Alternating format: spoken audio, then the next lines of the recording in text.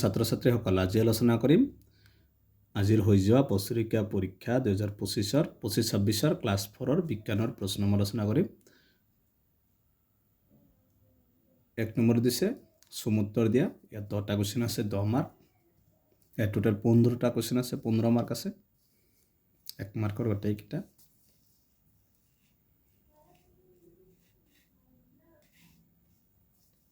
দুই নম্বৰ উত্তৰ লিখা যিকোনো 12টা ইয়াত আছে 24 মাৰ্ক, প্ৰতিটোতে 2 মাৰ্কৰ।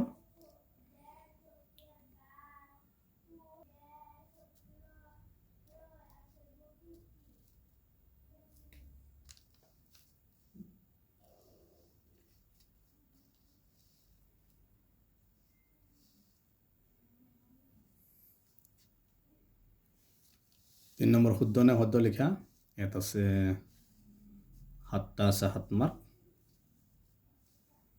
4 নম্বৰ খালি ঠাই পূৰ কৰা, ইয়াত আছে 6 মাৰ্ক।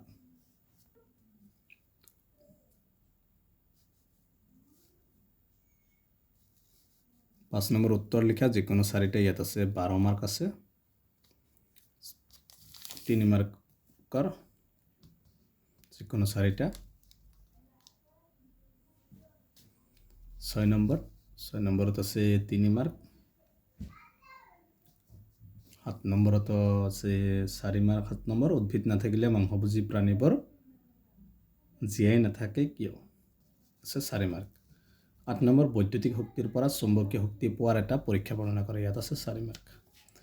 9 নম্বৰ আমাৰ স্থায়ী দাঁত কেইবিধ, প্ৰতিবিধৰে নাম লিখে, ইয়াতো 4 মাৰ্ক আছে।